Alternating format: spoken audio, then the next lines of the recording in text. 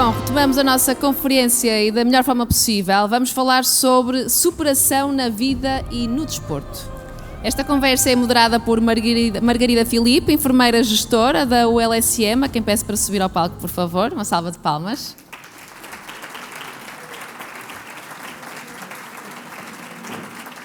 E a nossa oradora convidada, Fernanda Ribeiro, atleta e campeã olímpica. Fernanda, aqui uma salva de palmas já agora, claro que sim. Obrigada.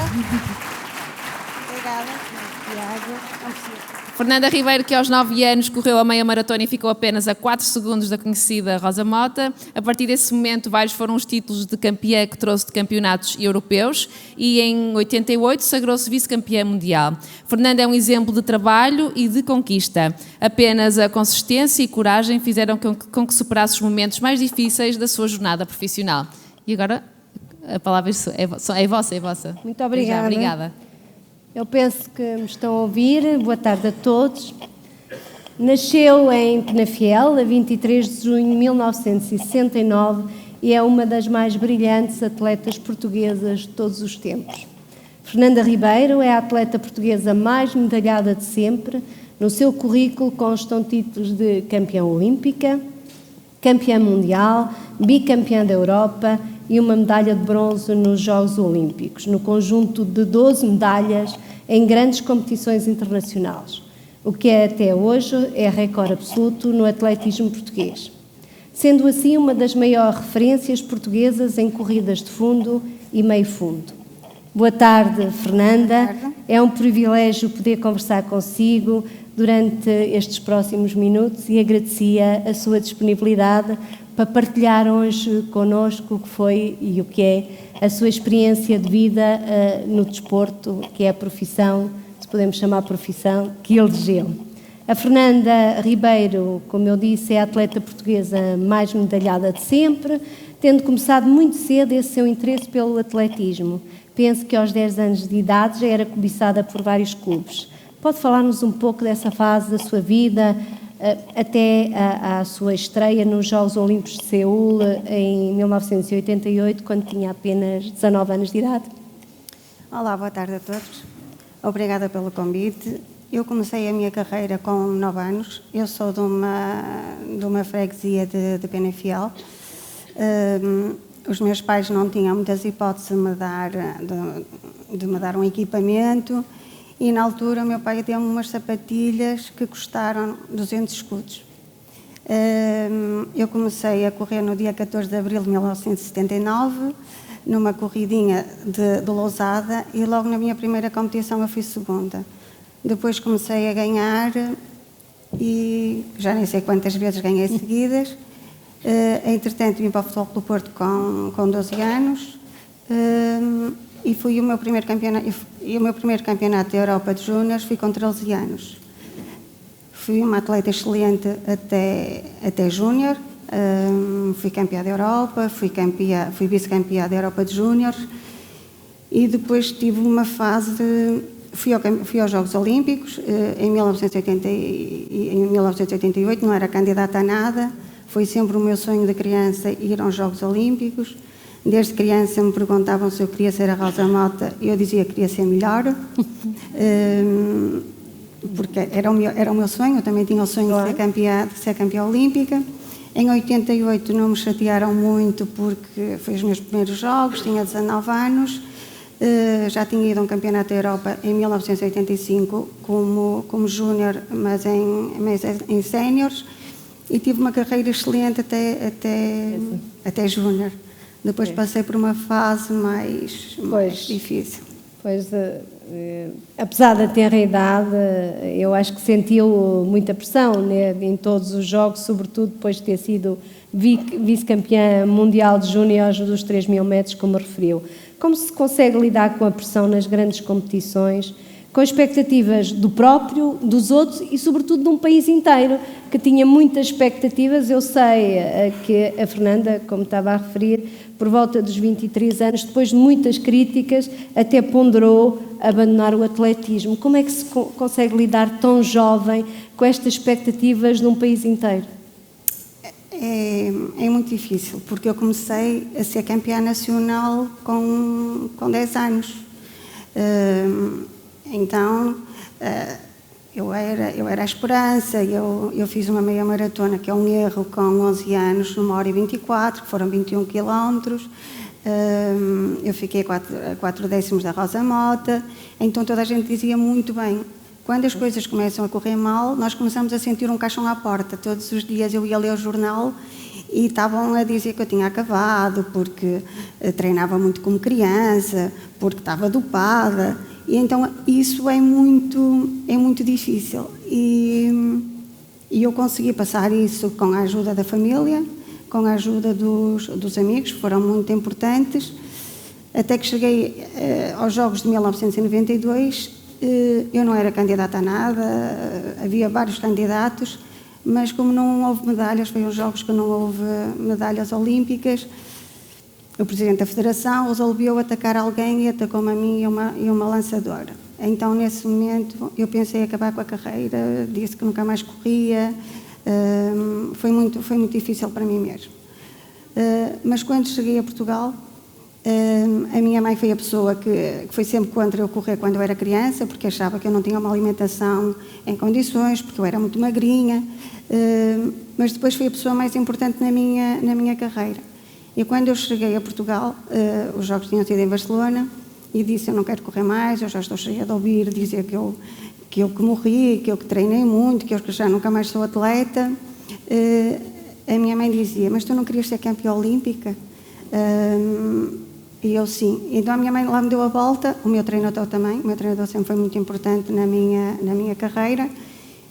E lembro-me que tivemos um almoço onde fomos recebidos pelo Presidente da Federação, aqui no Porto, e eu disse-lhe: eu vou-lhe mostrar que vou ser a atleta que fui, porque sempre que diziam mal, eu, em vez de ter vontade eu nunca gostei muito do treino, eu gosto muito da competição. O treino a mim não era... Eu treinava porque tinha que treinar, mas a competição é que me dava gozo.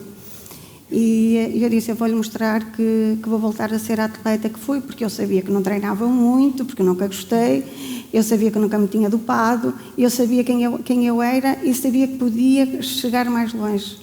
E então, nesse ano, em 1993... eu comecei-me a dedicar outra vez ao atletismo, passei dos 3.000, porque eu era uma atleta que fazia 3.000 metros em pista, passei para os 10.000 e fui campeã da Europa logo em 1994. Muito bem. A Fernanda dizia-me há pouco que quando passou essa fase difícil, sobretudo do ponto de vista psicológico, que o seu grande apoio foi a família e a sua equipa, mais do que o apoio profissional tinha aos psicólogos, etc. Foi sobretudo a sua equipa, os seus colegas e a sua família. Como é que, em termos de profissionais de saúde, como é que nós, enquanto profissionais de saúde, também podemos ir buscar esses recursos, que é a nossa família e, sobretudo, as nossas equipas, para superar essas dificuldades, sobretudo psicológicas? No meu tempo ainda não se falava muito ter um psicólogo na equipa, um psiquiatra na equipa, agora já se começa a falar mais nisso. No meu tempo não se falava muito nisso. Eu lembro-me que antes das grandes competições, eu uma semana tinha que ficar com a minha família, porque era ali que eu ia buscar a minha força. Durante o treino, eu tinha um grupo de treino, que eu vou chamar o meu grupo de treino profissional, que era o meu grupo de treino na Maia, que era com colegas profissionais, onde eu tinha o meu treinador, mas depois eu treinava muito em Paredes, que era o meu grupo de amigos, era o grupo que eu também tinha necessidade de estar, porque era lá que eu ia buscar um bocado da energia, era diferente, era um grupo de amigos, treinávamos mais a brincar. Não era a brincar a sério, porque, claro. Mas não era tão profissional. O meu grupo de amigos foi sempre, o meu grupo de treino, que era, para mim é um grupo de amigos porque sempre nos entendemos muito bem, era importantíssimo, eram as pessoas que me ajudavam nos momentos difíceis a recuperar. Eu tive problemas nos tendões de Aquiles desde 1994, e eu tenho colegas de treino que eu estava a fazer treino e iam buscar gelo para, enquanto eu estava a descansar, fazer-me gelo. Por isso, essa equipa foi toda muito importante. Eu fui campeã olímpica, mas eu digo que a minha equipa também foi. porque tiveram sempre lá nos momentos que eu mais necessitava. Foram os que choraram comigo quando eu chorava no treino, e lembro-me deles também chorar comigo. E por isso acho que nunca conseguia o êxito que tive sem eles. O nosso equilíbrio é muito importante com a ajuda da família e dos amigos, Muito. é por isso. Quando passou a ser treinada por João Campos, houve uma viragem na sua carreira. A partir daí conseguiu os títulos de campeão da Europa dos 10.000 metros, campeão do mundo também nos 10.000 e vice-campeão mundial nos 5.000. O facto de ter esta liderança, este treinador, foi determinante para o seu sucesso e do seu ponto de vista, quais são os fatores que são importantíssimos para atingirmos os objetivos que nos propomos? Eu treinei durante 7 anos com um treinador e depois deixei esse treinador para passar para o professor João Campos. Nós no atletismo não é tanto como as modalidades de grupo. O meu treinador começa a passar a ser da minha família, o meu grupo de treino começa a ser a minha família, e foi muito importante para mim o professor João Campos, porque começou a ter um treino programado. O primeiro treinador que eu tive com ele 7 anos, e que lhe agradeço muito, porque foi importante também para a minha carreira, todos os treinadores foram importantes, era um treinador que não era muito programado. Nós chegávamos ao treino e ele perguntava-me o que é que eu fiz na terça-feira e trocava-me depois para a quinta. O professor João Campos não. O professor João Campos, apesar de ser um treinador que nunca foi de meio fundo, ele era das provas técnicas, começou a procurar saber e tinha tudo muito programado. E isso era muito importante para mim, porque eu durante o mês eu sabia o que é que eu ia. Claro que depois podia haver ali alguma mudança, Claro. Mas no princípio do mês ele dava-me um plano de treino que eu sabia, as competições que eu ia, e então ali foi diferente. E também apanhei, como eu há um bocado disse, apanhei um grupo muito, muito importante. Eu apanhei um grupo de treino de meio fundo, de lançamentos, apanhei um grupo totalmente diferente. E por isso eu acho que, apesar que os primeiros jogos que eu fui já foi com o professor João Campos, foi no ano que eu mudei, foi em 1988, para o professor João Campos. E então aí começaram a haver resultados. Desde que eu fui treinar com ele também ouvi a palavra: tu vais ser campeã olímpica. E acho que essas coisas são importantes para o atleta. Mesmo quando eu me fui abaixo e dizia que não queria mais correr, ele também me dizia: tu vais deixar de ser campeã olímpica por seres teimoso. A profissionalização, enfim, das lideranças é muito importante, e mais uma vez do grupo onde estamos inseridos. Os dados para a Atlanta estavam lançados, Fernanda Ribeiro chegava às suas 3ª Olimpíadas, mas ao contrário de Seul de 88 e Barcelona de 92, desta feita com aspirações legítimas a uma medalha olímpica, defendendo o seu estatuto de campeã mundial, bicampeã europeia. Isso contribuiu em parte para que fosse convidada a ser a porta-estandarte da comitiva portuguesa nos Jogos Olímpicos de Atlanta. A 2 de agosto de 96, Portugal inteiro assistiu a uma das provas mais brilhantes de um atleta luso em Jogos Olímpicos. Na final dos 10.000 metros, na última volta, a Fernanda, com uma recuperação fantástica, reduziu as diferenças para a chinesa Wang Chunya, não sei se é bem assim que se pronuncia, e com o final absolutamente arrebatador, arrancou a medalha de ouro. Vamos assistir a este momento glorioso. Pedia para passarem o vídeo. They'll hear the bell.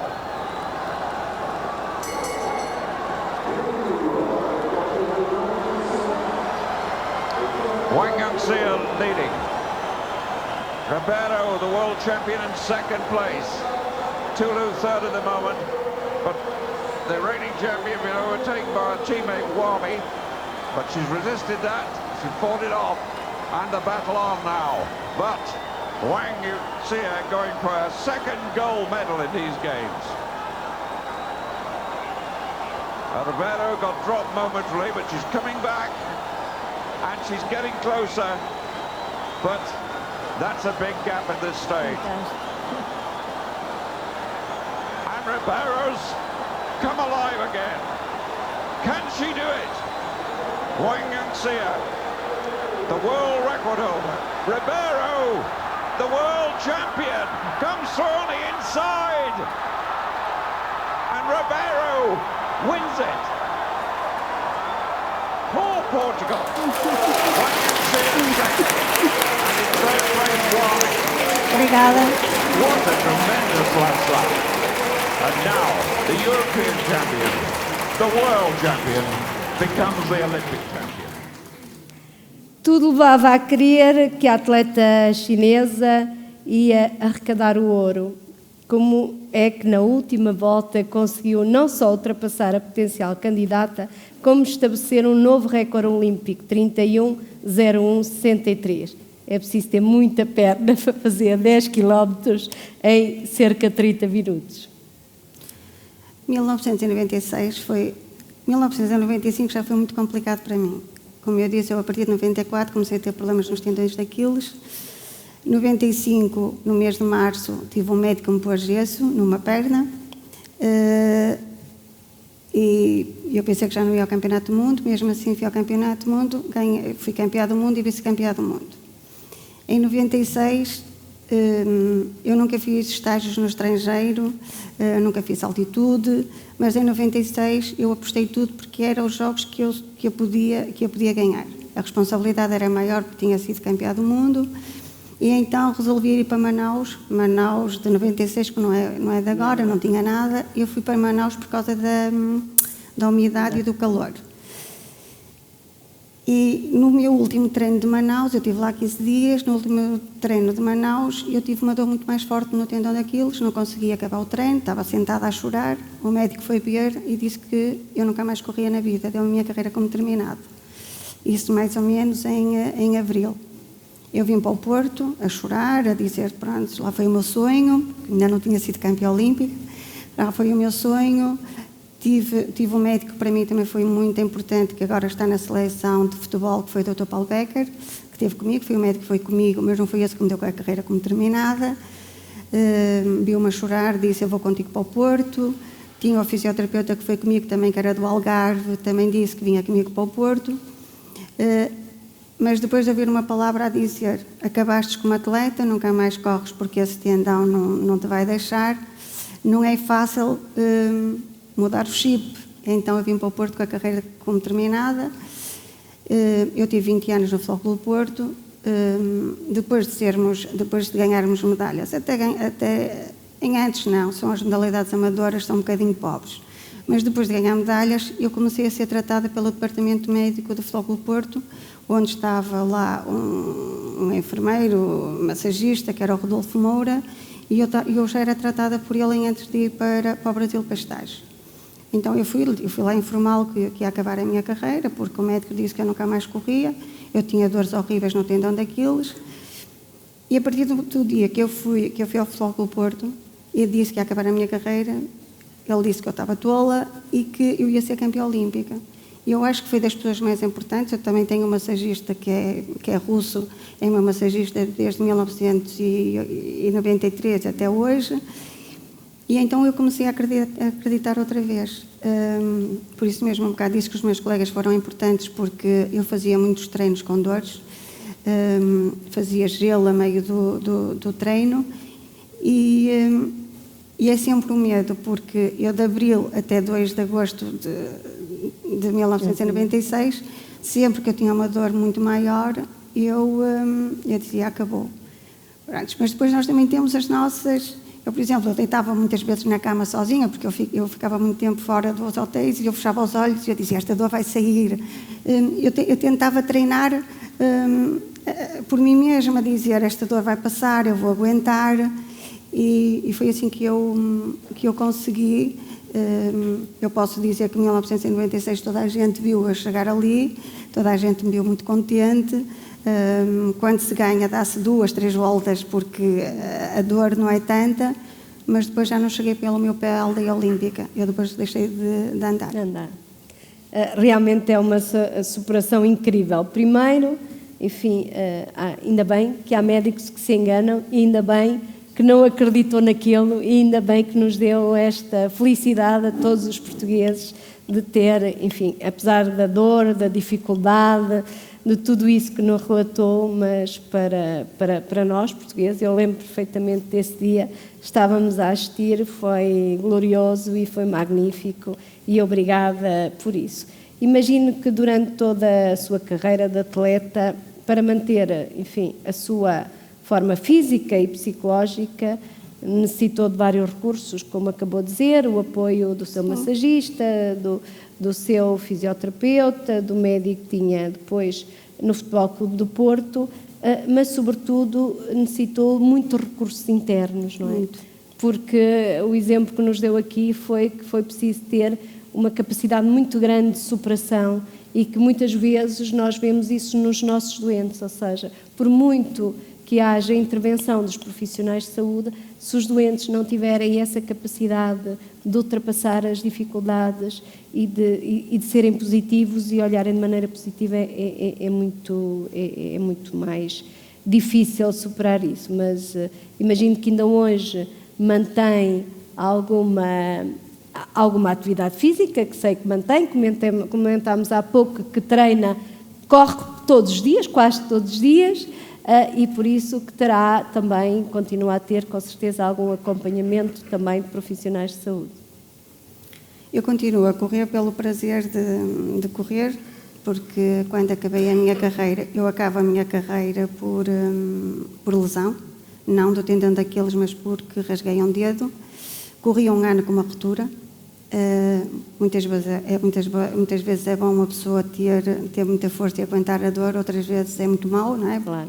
Eu corri um ano com uma ruptura, mas ninguém descobria que eu tinha uma ruptura. E depois fui obrigada a acabar a minha carreira. Disseram que eu nunca mais corria nem pelo prazer de correr. Neste momento eu corro 10, 15 quilómetros pelo prazer de correr. De vez em quando ainda começo a pôr assim os objetivos, de bater um recorde do mundo de 50 anos, mas depois as lesões são muito complicadas. Mas eu mesmo depois de ser campeã olímpica em 1996, eu passei por uma fase, eu fui ao Campeonato do Mundo em 1999. Eu era candidata a ganhar uma medalha no Campeonato do Mundo de 99 em Sevilha. E claro que deve ser psicológico, eu acredito que seja psicológico, mas não há nada a fazer. Eu tinha que fazer 25 voltas, eu tinha dado 2 e eu já não conseguia correr. E então isso foi uma fase muito má, porque quando as pessoas nos dizem, porque eu ouvi muito isto, ela correu mal, está a dar uma desculpa do tendão daqueles, isto é tudo falso, mas eu sei, se fosse mentira, eu sabia que era eu que estava a mentir. Eu estive em Sevilha e eu não tive uma explicação para o meu mau resultado. Eu não tive uma dor, mas isso eu assumi. E mais uma vez, eu deitei os meus sapatos fora, porque ia acabar a minha carreira, porque eu senti vergonha, eu falhei um campeonato do mundo, e eu tive tanta vergonha de ter falhado com os portugueses que eu vim-me embora mais cedo e disse, eu não quero correr mais. Eu falhei, os portugueses não merecem, apesar que os portugueses também só ligam muito aos Jogos Olímpicos, porque até ali nós vamos a uma pista e a pista está vazia. Mas naquela altura são pessoas que estão à espera. E então 99 foi muito complicado. Portanto, o meu grupo de treino, que não era profissional, passado 7 dias veio buscar e disseram-me, não queres correr, não corres, mas vais connosco só por estar. E eu voltei ao atletismo. Mas eu posso dizer que eu fui uma medalha de bronze em 2000. Eu tive um ano mal psicologicamente, ninguém me conseguia dar a volta porque eu ganhei medo à competição, porque não tive uma razão para ter desistido. Os meus colegas faziam treinos comigo como se fosse a competir, eu fazia treinos com homens porque não conseguia ir aos meetings. Os jogos foi em Sydney, e o meu treinador teve que me dizer, vamos fazer uma conferência de imprensa e assumir que vamos embora, tu vais deitar uma medalha fora, o medo que tu tens das tuas adversárias, elas têm de ti. E e posso dizer que entrei na aldeia olímpica, que era a coisa mais importante para mim, era a aldeia olímpica, e comecei a mudar, comecei a ter mais confiança em mim. Perguntava às minhas colegas se achavam que eu devia levar o fato de treino de cerimónia para a pista, e elas, estão corretas comigo, diziam que não, para eu deixar o fato na aldeia, que se eu ganhasse uma medalha elas vinham buscar o fato, nem que se fosse táxi. Eu fui para a final dos Jogos Olímpicos de 10.000 sem fato de cerimónia, e mesmo assim mal eu corri mais rápido, a 40 e tal segundos, que aquilo que tinha corrido nos Jogos Olímpicos. Por isso, muitas vezes eu digo que uma pessoa não deve desistir à primeira, porque se eu tivesse desistido em 1992, eu não tinha sido campeã olímpico. Se eu tivesse desistido em 99, eu não tinha ganho mais uma medalha de bronze. E eu acho que muitas vezes a superação é uma coisinha mínima. Para mim, por exemplo, nos Jogos foi a aldeia. Em Sydney foi a aldeia. A aldeia para mim era uma coisa que me chamava muita atenção, e foi aí que eu comecei e por isso eu acho que nós não devemos desistir. E há sempre algo que nos ajuda a recuperar. Sim. E que dá o clique.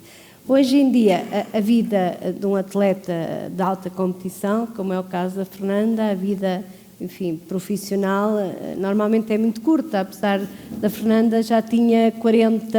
Eu tive normalmente não se consegue, e até porque normalmente quando se é um bom atleta de infantil, nunca se chega a sénior. Eu fui uma atleta que cheguei de infantil a veterana. Exatamente. E acabei a minha carreira por lesão. E por isso foi realmente uma vida de grande superação.